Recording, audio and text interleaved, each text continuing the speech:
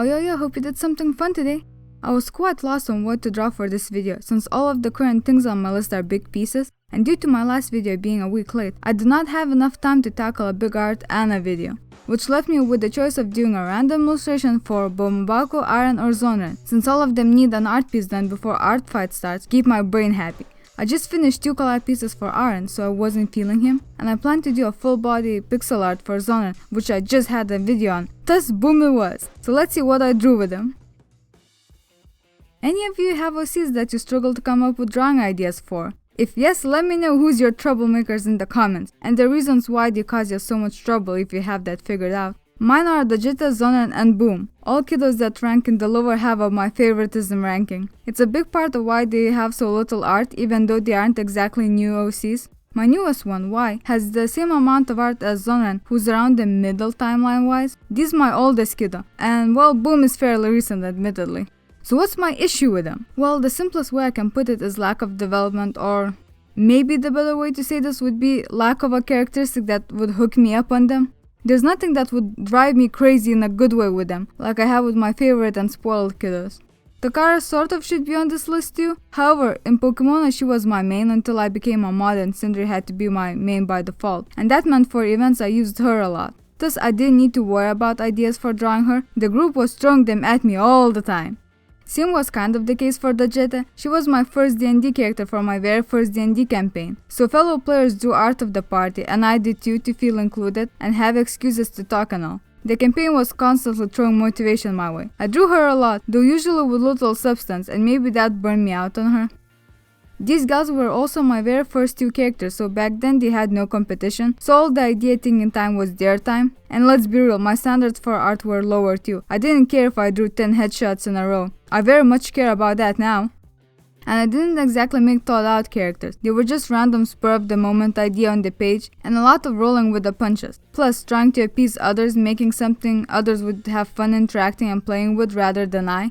While a lot newer, Boom was like that too, just made for a challenge people were doing when Gen 8 came out, and I kinda liked the design too much and kept him around. This left current me stumped, and in a hard spot of big I don't know what to do to make them fun for me, but still true to their character and not just someone new entirely, and also not just a copy of someone else. I really struggle with that last one, cause Boom already feels like a more morally upstanding version of Takara, and Sindri feels like a total copycat of Kaito, which is why I get really annoyed when Sindri gets all the love from others and Kaito doesn't. But I guess either the differences I managed to squeeze in are such a big deal to people, or it's all just visual design and legendary status, and if it's the latter then I totally feel justified in my annoyance. Of course, the easy solution would be just to leave them on the cutting room's floor, to get rid of them if they're not working for me. That wouldn't feel good though. I like the variety they bring to my roster. Without them, it would be just 4 edgy bastards and 1 sad little guy. I really want to make them work, cause they have some cool stuff behind them, and there are people who really like them and would be sad to see me erase them from existence. Thus all of these little things combine to give me a hard time drawing them. Sure, every now and then I can excuse drawing just a quick little comfort headshot, but it will eat me up inside if that's all their galleries are. I care oh so much about what their galleries look like. Almost for every art I'll go see what the last few arts were to make sure what I'm drawing right now isn't facing in the same direction, and also to make sure there's not too many headshots or just floating there with no background arts. Bomobaku's last art was exactly that, so I had some head scratching to do for this illustration. I really want to have beautiful galleries filled with illustrations that say something about them and aren't just there to look pretty. Do I have a lot of success in that? Well, no. Cause I often leave myself way too little time to work on art, thus ain't able to make anything detailed and complicated and meaningful like I'd want to. At least some pieces have backgrounds. Not too long ago I also noticed that when I don't know what to draw, I just draw a character sitting somewhere. And now that is annoying me too, and I keep trying to avoid it, but it's just so hard. But I still try, and I tried with this too. The issue here is that I don't got a lot to work with when trying to make something meaningful, cause there's so little to his character. I can't think of anything to draw, even if I have the time to do it. Which, to be clear, I didn't here. Just saying more time wouldn't have fixed the issue. The best way to fix that would be to just slap some character development on these guys, dig into them so there's some depth to explore here. Unfortunately, I just can't force that. Character thoughts come and go in my head. I need that strike of inspiration that I often only get while having long walks listening to music. These days I don't have a lot of opportunities for those. So till then we're gonna keep banging that head against the wall, hoping something falls out that's a cool idea, and keep coming up with arts out of thin air. Now, if you're thinking that me running into this problem so often means that I have found some solutions to this what to draw issue, you would be right. However, I make no promises of them being good solutions or something that's going to help you. Still gonna share them, of course, since who knows, maybe one or two will be useful to someone out there, so I might wanna keep listening. Firstly, I have a list, or well, I guess it's more appropriate to say lists, cause there's many of them by circumstance of I don't always have the same thing available to me. So there's a list on my phone, on my computer, my iPad, my sketchbook, my Discord server, and an organizational site. A lot of lists! And each one doesn't have a lot, but basically whenever I get any cool ideas, I try to write them down so when I'm looking for something to draw, I can come back to it. Biggest downfall of this is that the ideas I tend to write down are big stuff, multiple pieces, comics, lots of background or research needed, things that will take me a lot of time, and thus why they ended up on the list and not immediately drawn. That on its own isn't an issue. It's the fact that I go to it whenever I'm short on time that is, so this often doesn't prove very useful. Though it's a habit I seriously recommend, cause our memories are full of holes. Don't let the cool ideas fall through one, write them down. So when that fails me, my next go-to is looking through their Toy House and Art Fight. My Toy House profiles have a little drawing notes section, where I have thrown some ideas for anyone who wants to draw my kiddos, so why wouldn't I use those when feeling stumped? And on Art Fight, I've made very minimalistic and straight to the point descriptions for each character, including a listing of their likes, dislikes, hobbies, and favorite places. Picking one of those to draw is always a good choice, and it's technically adding proof to my words, showing instead of telling and all that. It's here where the idea for today's drawing started. Bomobako's likes include sunbathing and roughhousing, both of which sounded doable, so I took a mental note and continued my search for inspo. A good addition to that info that I'm still in progress of writing and thus don't have in a usable state yet is noting down a character's favorite things like food, collectibles, clothes, entertainment, flowers, colors, and so on. These can be useful in fleshing out characters too, so it's definitely something I'd recommend doing for beloved OCs. Can be quite fun. I really need to sit down some time to figure it out for my guys. Next two options include Pinterest. You know, the site people either love or hate. Love cause it's a pretty good inspo place. Hate cause, oh boy, pretty much everything posted there is against the original artist's wishes and without any credit, which is terrible. Maybe if I had known about that when I first heard about it, I wouldn't have used it, but as it is, I'm a little too invested to abandon it now. And that investment comes in the shape of character boards. I have one for each, though I think Wise and Booms aren't public yet. My boards are big, 400 pins each, and I keep refining them to this day. Deleting pins I feel don't represent the character as well as I thought, and adding better pseudo ones. It's a good place to go to get in the mood for the character. Sometimes a picture or quote just sparks an idea for a fun illustration.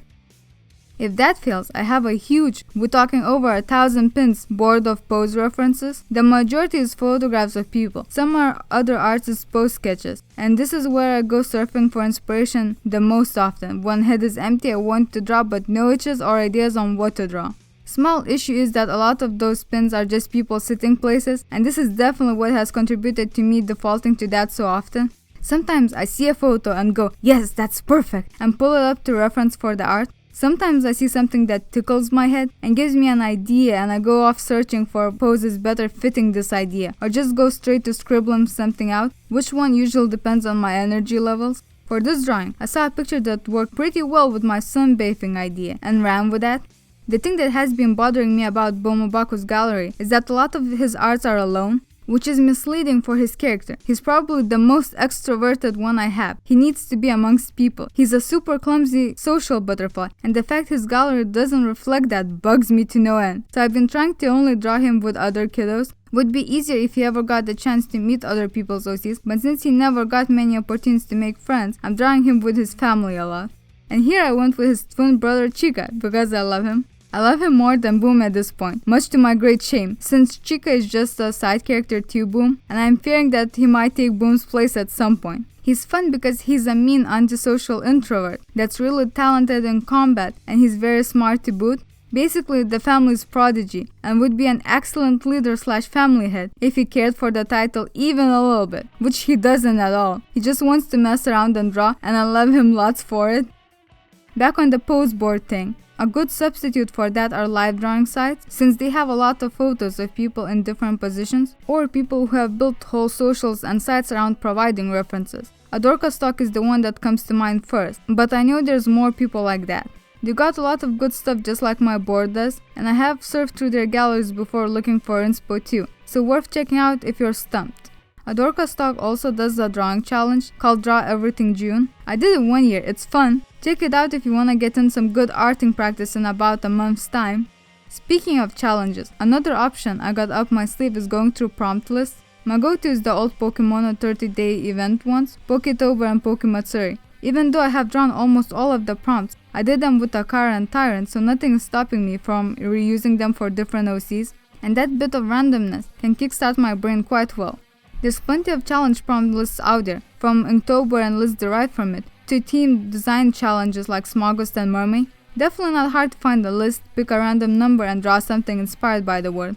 I find that having that word gives a direction, and sometimes that's all you need.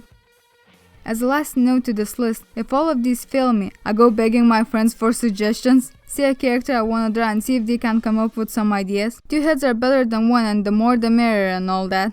Usually no one suggests anything that fits perfectly and I go draw, but oftentimes something about the suggestion sticks and I tend to end up in an idea I like while throwing their ones around in my head. Now in the cases where I go the reference route, it depends on how I'm feeling at the time of drawing on how I use them and how well they fit what I want to draw. I rarely do a one-to-one exact same pose as the reference, though my changes tend to be small, an arm in a different place, an angle on the leg somewhat shifted and so on. Sometimes I'll take photos of myself, mostly the hands, to supplement those changes. I also tend to do this when I'm just drawing poses from my head. My preferable way is to freehand the whole pose rough, have the reference on the side and just try to copy it over. I feel I learn the most this way, and since I'm terrible at studying, I definitely need every opportunity to learn that I can get. If it looks terribly off and I don't like it, I will copy-paste the reference onto my drawing, overlaying and matching them up, and transform my drawing around to closer fit the actual proportions. I always take a moment to make a note on where I messed up to keep in mind what mistakes I'm making, then delete the ref and continue polishing it off on my own, refining the pose, then adding clothes and details. If I like the rough from the get-go, I just skip the matching up with the reference step and go straight to refining. When I'm low on energy, I'll start from importing the photo and make a rough by tracing it, just getting the big shapes and right angles. Then delete the rough, blow up the rough to my preferred canvas size and go from there, making changes to the pose to fit what I want better, refining it to have the curves of the body and so on. I've never bothered to check, but I'm pretty sure no matter which way I go, if you overlay the final piece with the rough, they never would end up an exact match. I tend to shift things around too much since the clarity of the pose is more important to me than 100% correct anatomy. And also stylization plays a part. For example, my heads are definitely too large to fit human proportions. Still, I think working with references has definitely helped me get better at anatomy, and also posing when drawing from imagination. Even if it kind of bugs me. Like, I know there's no shame in using references, especially if you go with the first method. And if you're curious, I used the second one for this piece due to the lack of time plus difficult pose combo. But there was a point where I felt I just couldn't draw from imagination anymore. And those feelings were likely due to burnout. But it didn't feel that way back then. It just felt like I sucked. That I wasn't good enough and didn't have enough skill to bring things from my head to life. That everything in my head was boring and stale and samey. To some degree I still feel that, like I'm a fraud. That, and to me the reference pictures always stand out, especially those with little changes. I look at them and I see the references. It bothers me that someone else can run into that ref and then compare mine to the real thing and see all my mistakes. That it robs the work of any sense of originality it might have held. It feels like it makes me a bad artist, even though it's not true. Being able to copy something well is hard work and needs skill too. Plus, very easy to make your poses stale if you only do them from your head. Getting out of there helps get out of your comfort zone and grow too. And heck, a fun reference makes for a fun art. Like, I find this art very fun, and it definitely wouldn't have been so without that reference. So that's dumb thinking, and if you're struggling with it too, know that voice is wrong. References are your friend, and they help you get better, to bring that vision in your head more accurately onto paper, so you're less frustrated at the end about it looking off. My effort at fighting it is just admitting when I use a ref. Like if someone comments on the pose, I'll say I had a ref. Then I don't feel like I'm being credited for something I didn't do, and I feel better about the art.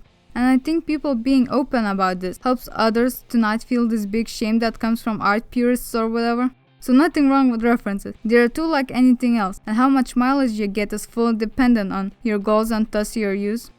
Drawing art without references in between also helps. I think what has helped me the most with the nasty feelings is that the art without a reference aren't better or worse than ones with. As far as I can see, people can't tell when I use one. Well, aside those popular ones that a bunch of people draw. For example, for when they can't, in my pixel art video, 2 of those, Wise and the Jettas pieces had references, and Sindri's didn't. And sure, Wise turned out really great, but I wouldn't say that the Jettas looks any better than Sindri's art. Though naturally, best practice is to do many studies, live drawing and all that, so you build up your knowledge on how the body works and make it easy to draw without a reference. If you can do that, good for you, keep at it. But if you're like me and drawing those feels like death, don't be too hard on yourself. We do what we gotta do, we'll get there eventually too, just at a slower pace. Speaking of getting places, I know in the speed paint this happened a while ago, but gosh dang it, why are braids so hard? Every time I think I cracked the code on them, one throws me for a loop. The Braid and Wise New Year art turned out so pretty. I thought I finally got it. I understood how to draw them. Just to give it a go here, and it's so ugly. I even redid it twice, once just going for it, and once after ogling that Wise drawing, but I still wasn't able to make it as pretty. The beauty of the braids continues to escape me, but well, that was the whole reason I gave Boom one, so I would have motivation to practice them, so guess I'll continue chipping away at them. Luckily, nothing else in this drawing gave me as much trouble. Also, this is the second art this week I did that has the characters under the tree shade. I don't know why this lighting scenario appeals to me so much, but boy it does. I keep coming back to it. I think I tried it for the first time in 2018 in a painterless / no line art tyrant piece, and then sort of refined it into this sort of style in 2021 in a cab art, but I could be wrong. I already have like 7 pieces with it if we're only counting art with my OCs. I feel like it's just a matter of time before all of my characters have one like so. Heck, Zonran already has 2 and will definitely get more since the forest was his home for so long, and after that he did a lot of traveling, which also includes forests. It's definitely a weakness of mine, but it's so fun. I love how it looks and I think it elevates this art too. Hopefully you feel the same way, and if not, perhaps taking a closer look at it in the showcase will change your mind.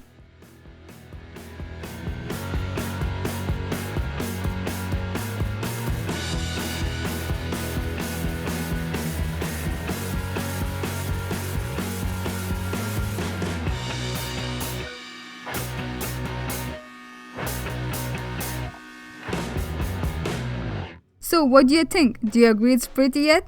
Man, I rambled quite a bit this time around, sorry about that. Meant to talk more about Bombako and his family too, but this just kept growing and growing, so decided to leave that topic for another time. When will that time be? Don't ask me.